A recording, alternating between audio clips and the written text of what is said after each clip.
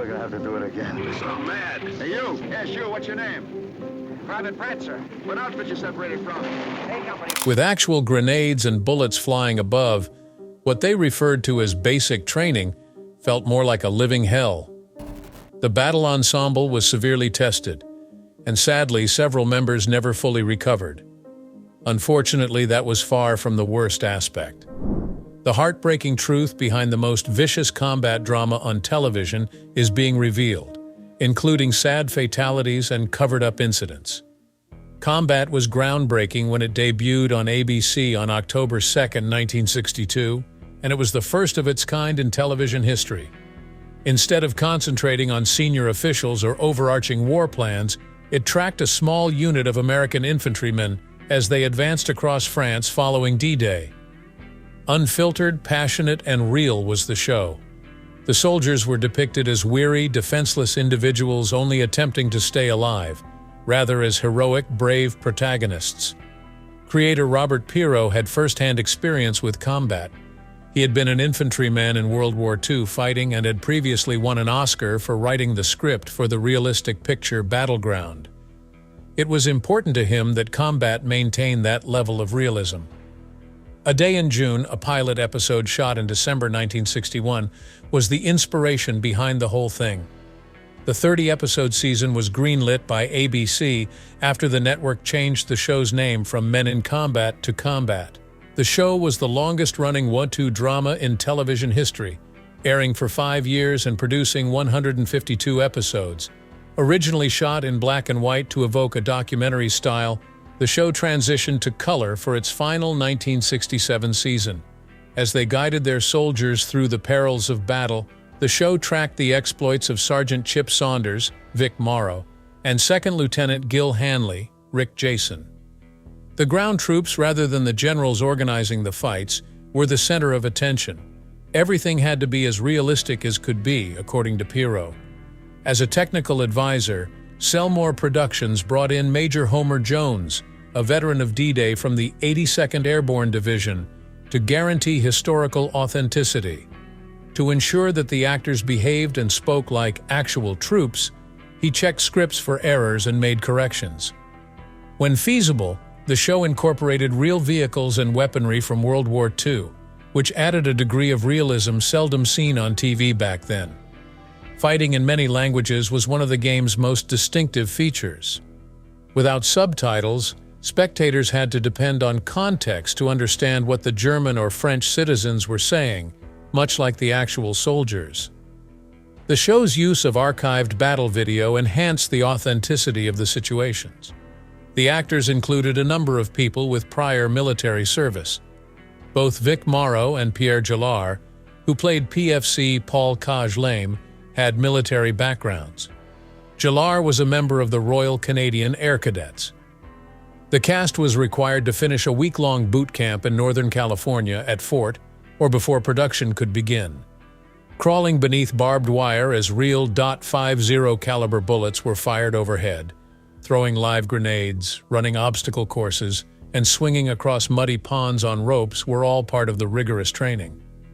Actor Rick Jason remarked afterwards that this training was more rigorous than his WW II experience in the Army Air Corps, and that the instructors had particularly warned the actors not to act like John Wayne or any other over-the-top Hollywood star. In addition, several of the actors on Combat had really been in the military, which added credibility to their performances and set the show apart from other combat dramas. During World War II, from 1943 to 1945, Rick Jason, born Richard Jacobson on May 21, 1923 in Brooklyn, New York, served in the United States Army Air Corps. He had dreams of flying planes, but was never good at the arithmetic that was necessary for pilot school. On the contrary, he was transferred to the field of public relations and was subsequently deployed to assist injured troops in a New York convalescent hospital. His time in the Air Corps as a horseback riding instructor came to a close as the war drew to a close. He brought an air of effortless authority to his portrayal as Lieutenant Gil Hanley, one of the show's two leading roles because to his background. Vic Morrow, whose real name is Viktor Morozov and who was born in the Bronx, New York on February 14, 1929, had an unconventional route to military service. After not finishing high school, he joined the Navy at the age of 17 and served from 1947 to 1949. His stint in the Navy, which he joined after World War II, imbued him with the stern discipline that would later define his performance in combat. He portrayed the commanding, battle-hardened squad commander, Sergeant Chip Saunders. He became one of the most recognizable faces from the show because to his dramatic performance, which garnered him an Emmy nomination. Actor Jack Hogan had direct military experience before playing PFC William G. Kirby. Richard Roland Benson Jr. was born on November 24, 1929, and he was a staff sergeant in the United States Air Force during the Korean War. He had gotten his pilot's license when he was 16 years old, long before he joined the military. He prepared for his role on combat by attending the Pasadena Playhouse to study drama after serving in the military. He made Kirby credible and engaging by bringing both a sense of humor and a stern exterior to the part. Out of all the actors, Pierre Gillard was the most noticeable. He had never been in the military, unlike most of his co-stars. A natural athlete, he won the junior and senior national ski championships for Canada and was appointed captain of the national ski team for the 1948 Winter Olympics. He was born on January 9, 1925 in Quebec City, Canada. Unfortunately, his vision of competing in the Olympics was dashed when he hurt his leg while training. He served in the Royal Canadian Air Cadets during World War II, but it was his sole tie to the military. Acting wasn't even his initial profession. He was a film editor at MGM Studios for almost 10 years until an agent persuaded him to try out for combat. As the team's French translator, PFC Paul Cage-Lame was an ideal choice because to his excellent command of the language. He may not have been in the military, but his portrayal was spot on. He went on to edit feature films like The Godfather when the program ended, and he received an Emmy mention for his work on the sound design of Shogun. Another seasoned filmmaker contributed to combat's grim realism from behind the camera. One of the show's main directors, Robert Altman, had served in the United States Army Air Corps from 1943 to 1947 and had flown more than 50 bombing missions in the South Pacific as a co-pilot. Having witnessed the horrors of war firsthand, he brought an emotional depth and attention to detail to combat that is unusual for television war plays. Both the physical and mental tolls of war were prominent themes in his episodes. Themes of solitude and perseverance were handled in one of his most impactful episodes, Survival, which he probably grasped from his own military experience. Sergeant Chip Saunders, played by Vic Morrow, was more than simply a TV character on Combat, 1962-1967. His tenacity and leadership became an inspiration. His audience perceived him as a guardian, a guide, and a man burdened by the burden of battle, rather than just a soldier.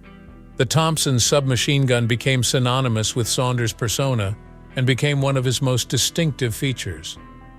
But at first, Rick Jason, who portrayed Lieutenant Hanley, was intended to be the one to carry it. Morrow took over when Jason discovered it was too heavy. The actual Thompson was too heavy for him and the rest of the cast, so they used a lighter puppet version of him in several sequences. Although it was a little change, it had an impact on how Saunders was seen. It was Saunders' moral compass, more than his weaponry or military strategy, that made him stand out. Despite the danger, he would not leave injured troops. No matter the amount of strain he was under, he would never hurt a prisoner. Thanks to these traits, he became more than just a stern squad leader. He became a hero. Rather than depicting Saunders as an unwavering hero, Morrow made sure that his troubles were genuine. He made Saunders feel like a guy burdened by every choice he made, every setback he suffered, and every fight he fought. Audiences could relate to him because of his genuineness. Morrow was a multi-talented individual. He also directed 7 episodes of Combat, which had a significant impact on the program. January 1966's Hills Are for Heroes, a 2-part program, was his most well-known directorial effort. The narrative, written by Gon-El, centered around troops attempting to take a hill that was well entrenched. The fight was terrible, and it had no purpose whatsoever. They were told to withdraw after taking significant casualties. Rather than glorifying war, the episode demonstrated its pointlessness. The memorable episode was directed by Morrow. To immerse the viewer in the mayhem, he employed slow-motion pictures. The most dramatic scene had a soldier taking a bullet to the leg and then falling down a hill while the sound faded out, an effect that was unusual for television of the day. The mission's futility was compounded by the vast, deserted valley. The whole affair had the impression of being a battlefield where soldiers were sent to die, rather than a heroic endeavor. Morrow's influence on combat extended beyond the on-screen action. His dedication extended to the production values as well. He bravely defended himself and his co-stars. He went on strike at the beginning of Season 2 to get the cast new dressing rooms. He genuinely wanted everyone to be treated fairly, thus it wasn't a selfish gesture. He was also an advocate for Sergeant Saunders' increased screen time, thinking the character deserved more attention.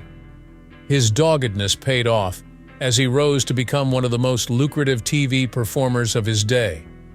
But there were moments when his ambition caused friction. Every episode had to be as good as it could be, and he would often question producers' creative choices. He had high standards for himself and everyone around him due to his meticulous approach to acting, which could be taxing on set. Even though he was hard to deal with, many people admired his commitment. Because of his commitment, he took chances that other performers wouldn't dare to. Morrow was a firm believer in method acting. He fully immersed himself in the role of Saunders. This required him to remain in character between takes, keep up his aggressive attitude even when the cameras weren't running, and perform risky acts on his own. Seeing real explosives in action was one of the most terrifying parts. The explosion was too close. He was almost struck by flying debris. Even though he was uninjured, onlookers noted that he appeared extremely distressed. Regardless, he was always the first to jump right into the thick of things. He was prepared to take a chance since he thought it improved the show. At first, Rick Jason was on the fence about accepting the part. Combat swiftly became a hit, despite his initial skepticism that viewers would accept another combat drama. Strong narrative helped propel it to become ABC's longest-running WW 2 series. In contrast to Morrow's unfiltered passion, Jason's Hanley offered a steady and reasonable balance. In real life, they didn't always get along despite how well their characters did on television. In contrast to Morrow's raw passion and improvisatory technique, Jason's approach to acting was meticulous and professional. Conflicts arose on set as a result of these disagreements. The fact that Morrow was also involved in directing a few episodes likely exacerbated the creative tension. There was an underlying animosity between them, albeit it was never overtly aggressive. Although they had professional respect for one another, they were never really close since their personalities clashed. But their divergent approaches were crucial to combat's success. During the conflict, Hanley and Saunders stood for two opposing schools of thought and leadership: the rational school and the instinctive school. Audiences were captivated for 5 seasons because of the show's appealing mix. Combat was more than a mere military spectacle. The use of actual weaponry and tactics from World War II gave it an air of realism that set it apart. Actors wielded real weapons such as Browning automatic rifles, Thompson submachine guns, and M1 Garands. It was difficult to fire all day with some of these guns because of their weight. Lieutenant Hanley's Rick Jason began filming with a Thompson, but after just 2 days he opted for the lighter M1 carbine. For non-combat situations, Vic Morrow, who played Sergeant Saunders, sported a wooden facsimile of the Thompson to save himself the burden of added weight. The actors benefited from these changes, although critical viewers could find that they ruined the illusion on occasion. Accuracy was prioritized in areas other than weaponry. The primary actors completed 1 week of basic training in California's fort, or before principal photography started in 1962. Crawling beneath the fire of genuine machine guns, they tossed actual grenades. Some performers came clean about how much more challenging this training was compared to their time in the military. As a technical consultant, Selmore Productions enlisted Major Homer Jones, a veteran of D-Day and 4 major campaigns, to ensure the program stayed true to history. He made sure that fighting scenes mirrored actual combat tactics by reviewing texts. A few typos got it onto the screen, even though he was an expert. An example of this is the depiction of Lieutenant Hanley's M1 carbine, which, unlike carbines used during 1-2, can sometimes be shown with a bayonet attachment. What would have been unfathomable in actual combat is that several sequences feature troops without backup ammunition magazines. Minor as they were, these nuances demonstrated the never-ending battle between reality and the limitations of television production. It was a strenuous physical process filming the program. The crew and actors had very little infrastructure to work with while filming many sequences in harsh outdoor settings. While the California winery Coral Winery served as a convincing setting for the film's European countryside, it offered nothing in the way of comfort to the crew.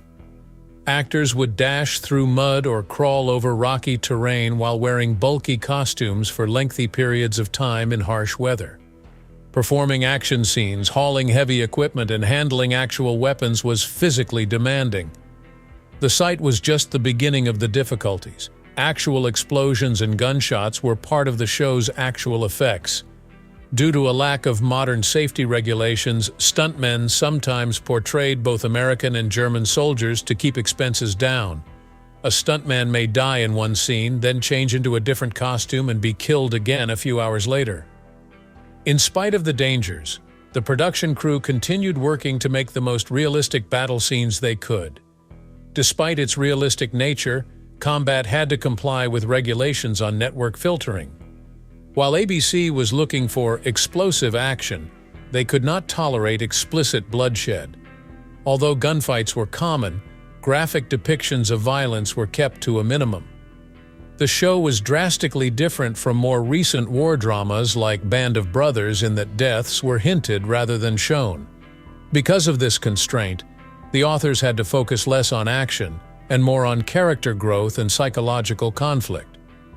The show went beyond just a simple fight series by delving into issues such as fear, leadership, and moral difficulties. These limitations, however, irritated several members of the production crew, particularly in light of the increasingly graphic nature of Hollywood war pictures. While films like 1962's The Longest Day broke new ground, combat had to tread carefully between reality and television standards. The realism of the explosions was a frightening element of the play.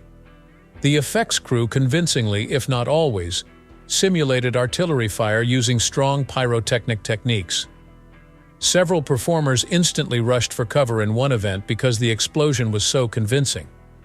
They thought they were genuinely under assault. Every little aspect was meticulously considered in the presentation, down to the virtual bullet impacts that sent Earth flying and the structures that seemed to disintegrate beneath the shell fire. However, there was a price to pay for this realism.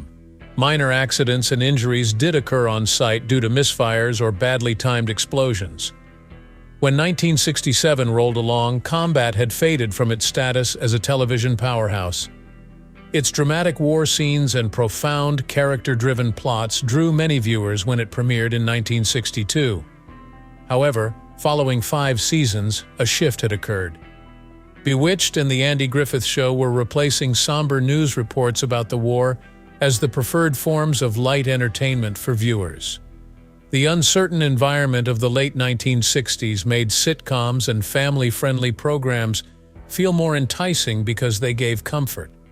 Another issue was that people's homes were suddenly being broadcasted with the Vietnam War every night. Real fighting, not staged theatrics, was what the American people witnessed on television. Now that the bloodshed was occurring in the here and now, rather than in a bygone era, fictional accounts of battle took on a new emotional resonance.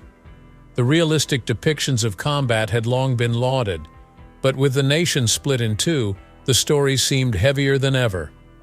Viewers who had previously praised it for its depiction of World War II were now seeking entertainment that did not bring to mind the ongoing conflicts abroad. As viewers stopped tuning in, the show's future seemed bleak. The price tag was another big problem. Combat has often ranked among television's most costly shows. No shortcuts were taken by the creators. Advisors from the military were brought in to verify the accuracy of the uniforms, weaponry, and tactics. To get the most authentic feel possible, they recorded fighting sequences with a big number of extras and utilized cinematography that is fit for a movie picture. The cost of realism, though, was high. The show's budget became an issue in 1966, when it was in its 5th season. At a time when ratings were falling, ABC officials had to determine if the military drama was worth spending so much money on. It became more difficult to justify the high costs of producing each episode as viewership declined. Now the network was exploring different shows that may attract a large audience with less resources. America was undergoing a larger transformation than just financial and ratings-related changes. The conflict in Vietnam was distinct from the traditional view of World War II, which viewed the conflict as a clash between good and evil along clear moral lines. A schism had opened up in the nation as a result of the war-related demonstrations. There was a rise in anti-war sentiment, and many began to wonder if combat should ever be lauded. Combat has always been about showing the hardships, defeats, and sacrifices of the fighting men, not glorifying them. However, in a rapidly evolving world, even it was insufficient to ensure its continued relevance. Disillusionment and skepticism were replacing the heroic ideal of battle. Combat had already achieved television history prior to its demise. The show ran for 152 episodes from October 2, 1962 to March 14, 1967, with 25 episodes airing in color during its last season and 127 in black and white. The show's setting further enhanced this already outstanding feat. The war lasted less than a year, from D-Day in June 1944 to early 1945, which meant that 5 seasons of television had to be squeezed into that time frame. Despite that constraint, the show persisted in providing engaging and original narratives. There have been few war operas that have lasted this long.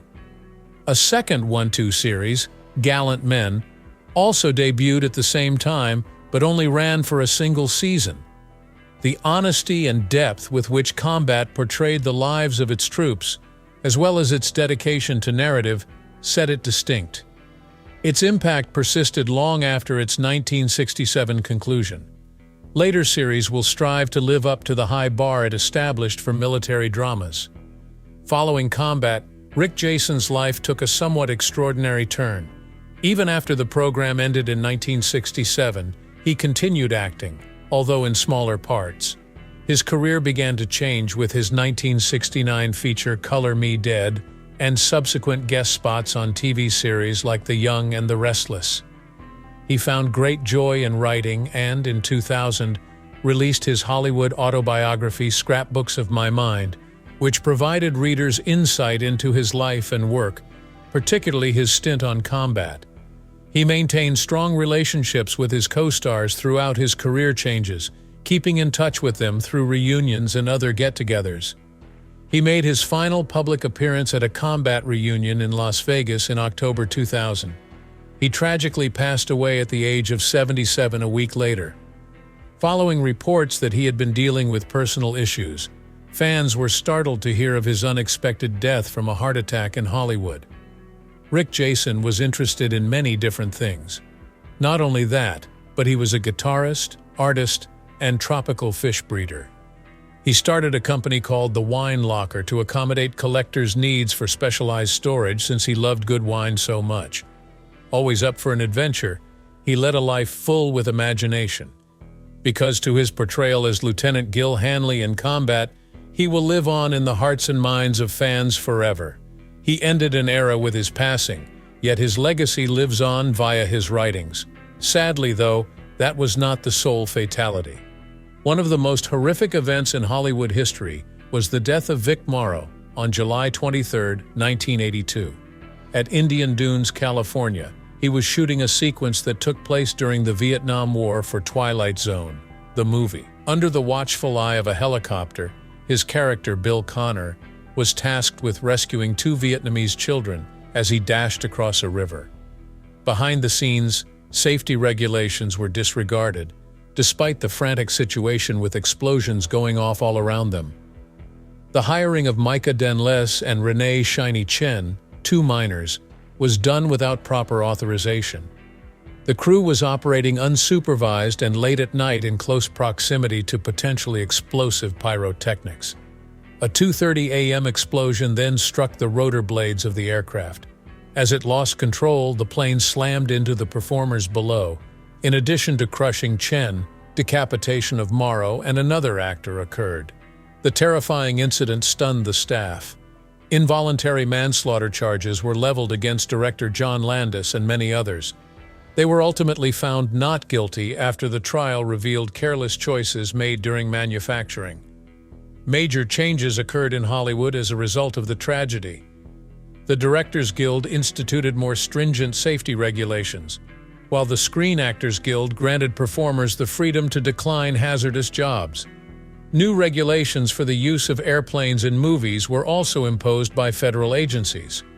Spielberg severed relations with Landis and subsequently stated that no film is worth dying for, both of which were consequences of the incident. While on-set risks have never entirely gone, the catastrophe did make Hollywood consider safety more seriously. A remarkable change occurred in Jack Hogan's life following combat. Prior to his time in the U.S. Air Force during the Korean War, he had studied design.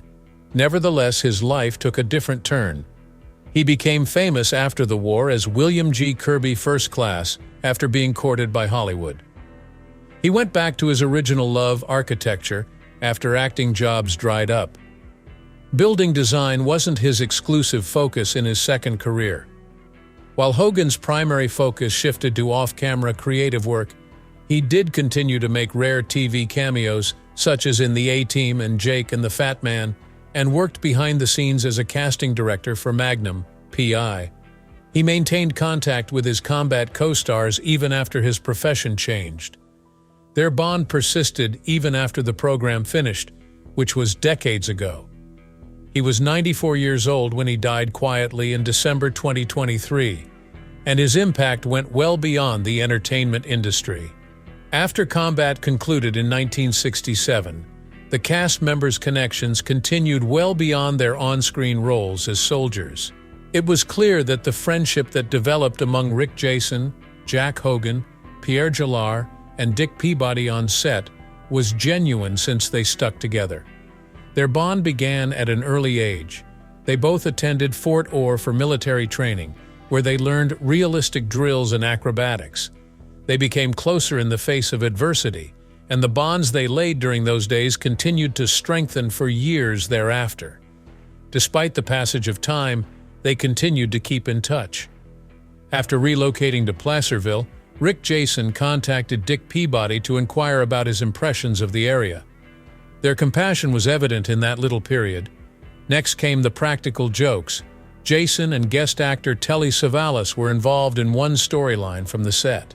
While everyone else was eating their lunch, Jason found an uncooked egg on his plate and broke it open, causing a mess to fly everywhere. Even though an extra was actually responsible, Jason spent years placing the blame on Peabody.